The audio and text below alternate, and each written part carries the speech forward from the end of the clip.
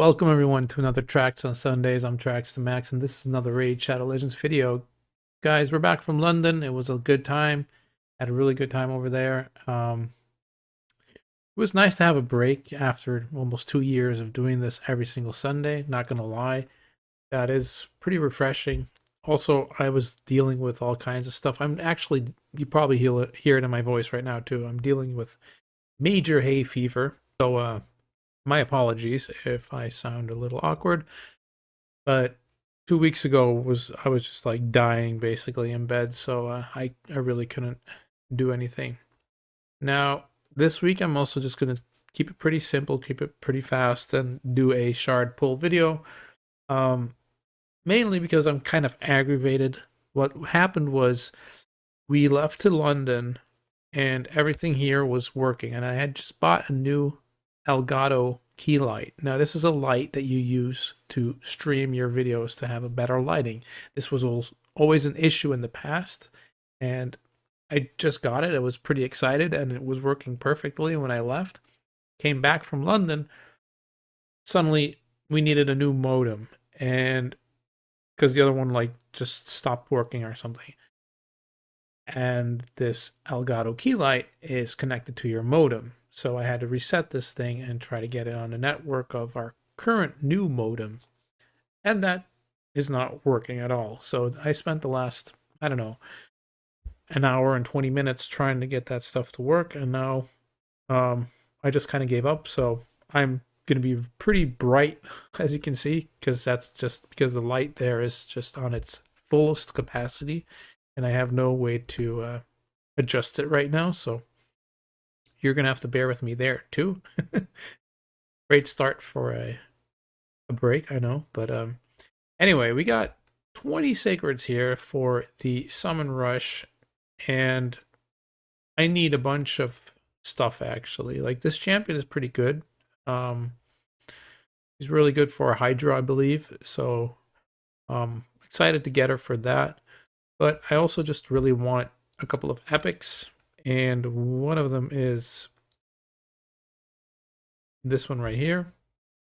And the Moonbeam still hasn't spawned for us, still hasn't arrived. I've never had Enda on my account, so we need that to complete this fusion finally, right? And then I saw on Bronco's channel, if you don't know who Bronco is, he's a content creator. I saw on his channel you can actually cheese the Cursed City boss here with a Torture Helm, which I've had Torture Helm because, I mean, that's obviously how you got Rosin, but for some reason I don't have any Torture Helms anymore. So at some point on my account, like, I don't know, half a year ago or something, I decided to just like clean up my account and get everything out to make some space, right? And then they came with Cursed City, and I was like, well, shit, because, well, I had a lot of these champions, but they weren't doing anything on my account. Now we need them. So, oddly enough, I'd be happy to pull a Torture Helm since he can basically solo that boss that we just saw. And other than that, yeah, not much to say, I don't think. Again, this is going to be a chill video because I'm really not feeling like explanations and all that kind of stuff right now. So, yeah, just going to do this. I also just really need like chickens and stuff because there's a training event going on. So, we'll see what we get here. Fergus, great champion, especially if you're starting off. He can make good clan boss teams with him. He can solo Scarab and stuff. Dur the Hungerer, useful if you don't have like a Duchess or something for faction wars. She really helped there. Bushi, basically the same thing as a Torture Helm, but different faction and different affinity, obviously. Spider, weakened, defense down, pretty good. I believe he doesn't attack, it just like places it, so you can't weak it, which is really nice. Carlinia, I actually don't remember what this one does. What is that? 60% chance of placing HP burn, one target. AoE on the A2, 3-turn cooldown, has a 65, 75% chance of placing decrease attack. Can't be resisted. They have HP burn. That's kind of cool. Like for Hydra or something, you could put her in like just a tanky cursed set build or something, and if you have a HP burner to go with that, you'll have a 75% chance that you're always going to hit this, right? I guess if it weak hits, you still are screwed, right? Even though this says cannot be resisted, I believe you can still weak hit. So decreases duration of all debuffs on all allies by 1 turn. 4 turn cooldown. Then places a 15%, so the small strengthen buff on all allies for 2 turn. Can't be removed or stolen. Every time an enemy under HP burn debuff gets a turn, decreases the duration of 2 random buffs on that enemy by 1 turn. Well, I guess you'll have to have some accuracy for this then, right? So, Res in all battles 35. Moving along, I don't really see where I would use that. Barrel the blood soaked. I know MTG Jedi did a video on that long time ago, but Eothar, pretty good early game if you need poisoners. He puts up 4 at once, so that's pretty nice. Dude, where are the legendaries? Morag Bronzelog has an AoE plus a strengthen, and she counterattacks while under a strengthen buff. So, she puts it up herself, and then she basically has a counterattack on, which is pretty neat. And she has a mini ally attack here, which I believe in Curse City has seen its use a bit. But I haven't reached those levels yet, I don't think. So Estilus, not much to say about him. I think he's trash. I think he has like a decreased accuracy or something. I forgot, but not really good. Deathless, not really worth mentioning either, I don't think. There we go. What's this? Hey, a martyr. Okay, that's my first legendary counterattack champion.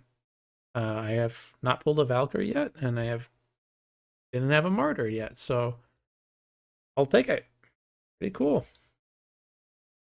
So A1 has a 50, 60, 75% chance of placing decrease defense.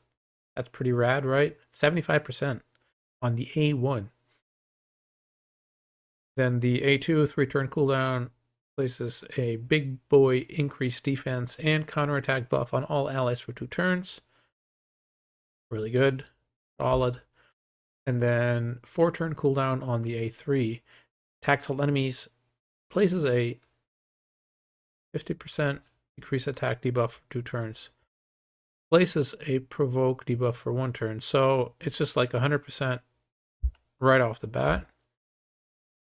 There's no books needed to increase this. It's just straight up what it says here. That's pretty good. Yeah, good champion. And I believe she smacks too, right?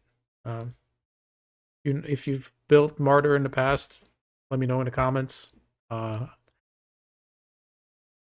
her ratings are pretty good. I don't know if you can actually use her for like the Hard Fire Knight, but if you can, that'd be nice because I haven't really been trying to build a team for that yet, just because I don't know, didn't feel like it. I have some champions I could try out to build a team, but the gear requirement is ridiculous, and yeah, I would have to like change a whole bunch of stuff, right? I didn't really feel like that, so let's see how far we are now, since we did pull that legendary. All right.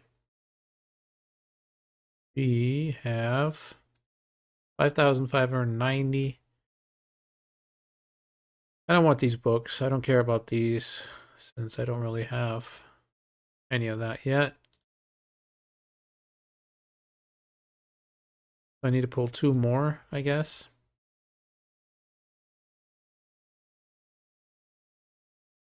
Or I can pull I can pull Ancients, which that'll be 260 points. That's not enough, right?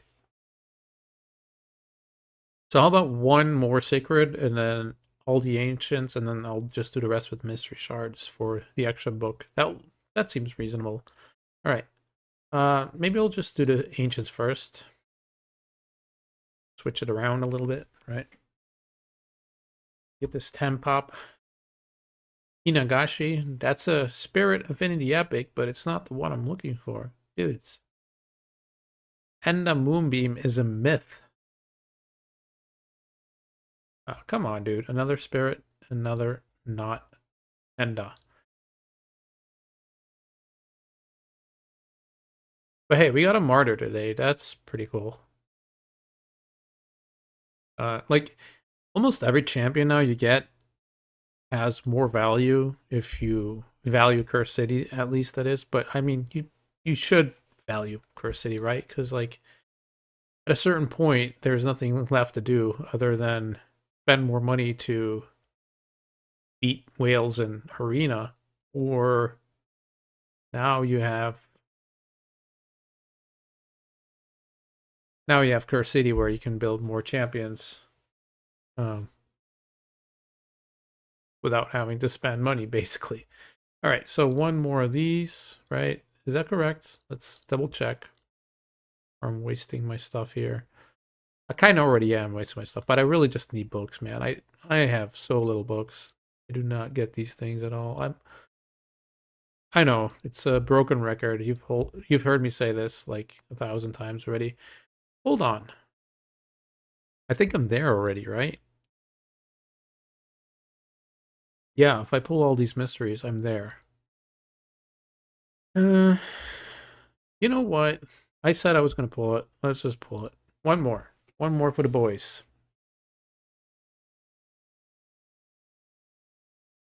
No.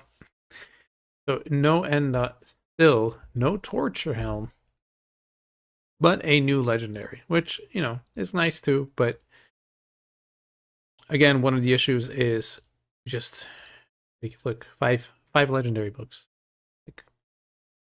And a bunch of guys here that are like, hey, when are we gonna get some love? Like a lot of these don't have the A1 booked, for instance, but like my Ramantu isn't even booked yet, man. Like he's not booked, and she's not booked. The Crocodile's not booked. Crocodile's pretty cool. Not booked. This guy needs books still. I was actually building him for a Fire Knight team. But yeah, I still need 2 books in the A2 here. So like so many. I don't really need champion events. I need a book event. I need like an event that we can earn like a legendary book every single day or something for a month, you know? And then I still would need books. Like not even joking. But yeah. That's going to be it for this week. I know it's a short one. Excuse me. Yeah. Like I said, my hay fever, it was not helping me out today, so I hope you understand. And well, let me know how your pulls went if you're going for this champion. I mean, it's too late if you didn't go for her, but I think she's really good though. And since it's just a fragment summon, it's pretty easy. I was doing this while I was in London, basically, so like it's not really that hard. Should always try to get the fragment legendaries if you can, in my opinion. But yeah, that's gonna be it for this week. I thank you so much for joining me again, and yeah, hope to see you guys next week. Peace.